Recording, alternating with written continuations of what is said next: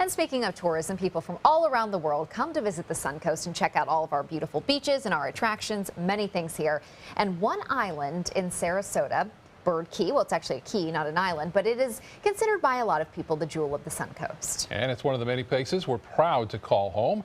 ABC 7's chief meteorologist Bob Harrigan joins us now live from Bird Key with more. Bob? Yeah, it's a great place out here. I'll tell you what, a lot of beautiful homes, amazing homes out here on Bird Key. And it's been here for some time, and they went through a very storied history. We'll talk about that a little bit later. But one of the residents, longtime residents of Bird Key, Don and Sue Gershio, inviting us into their backyard and right here on their beautiful dock. Don, what a great view we have here. Well, you're telling me we're very fortunate and lucky, and we appreciate what we've got, and we appreciate you stopping by. Yeah, I'll tell you what, you said this is kind of interesting. You have a home here that was here originally, one of the first. Yeah, this is, for some reason, they wanted, this was the corner because it comes up and around, and this was the key house, and one of the Ringlings built it, and they put a second story, which they weren't supposed to do, but because he was a Ringling, they let him do it. But after that, it was all single-family homes. You know, there wasn't two second stories.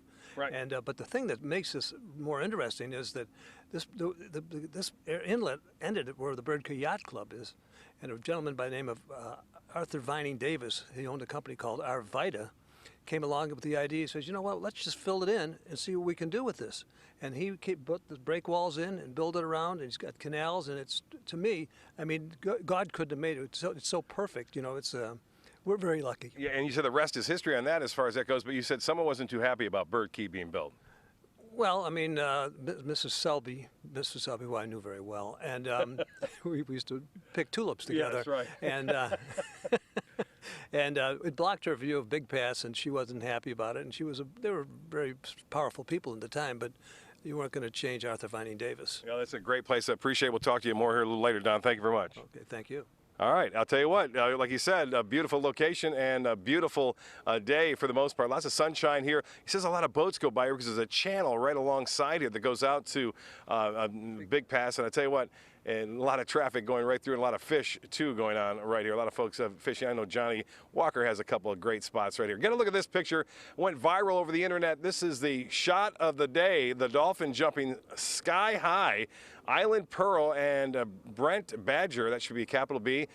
He was the captain on that boat who snapped that photo. And here's another photo from years ago. Hasn't changed much. That's your car, isn't it, Donnie? That's Bird Key, the entrance there. It's nice Yeah, guy. I think so. No, you got a Rolls. You got a Rolls. Don't we haven't got that. I got rid of the Plymouth. Yeah, showers and storms developing now along the sea breeze front. This is going to be a similar pattern, I think, played out throughout this week. Although we're getting a taste of this, sometimes it shows up a little early, sometimes a little later. So showers and storms will be around again tomorrow. It could be a little bit more intense tomorrow near the coast because of a weak system coming in from the Gulf of Mexico. We'll talk about that a little bit later, but you can see those heavy storms mainly east of the interstate, although in Hillsborough we're getting some heavy rainfall near Ruskin. So if you're traveling north, you may run into some of that action. As far as the overall picture goes, you can see that action off of Louisiana. That is going to aid, I think, some of the storms tomorrow, and that gives us a little bit better chance for some scattered showers in the morning, more numerous in the afternoon and evening on Tuesday. Currently, we have some high, thin clouds around 86 degrees, and the dew point is at 69. That's pretty high. Winds are out of the southwest at 11. The pressure 30 inches even. The high today was into the low 90s inland areas and into the 80s right now near the coast. And 79, though, at Bradenton Beach. As far as the forecast goes for boaters, we are expecting pretty mild conditions out there despite the storms around. We'll have a light chop in the bays and inland waters. Winds start out of the southeast, turn to the southwest at 5 to 10 knots. The water temperature now is at 80 degrees, and we're expecting a high of 86 near the beaches. 7-day forecast, well, there it is. Showers in the forecast each and every day. We are anticipating, it looks like, less of a chance as we head into Sunday and Monday. But those showers and storms you see there, not an all-day rain, just a few showers and storms, mainly scattered about in the afternoon, with the exception of tomorrow, where we may see a little bit of morning shower activity as well.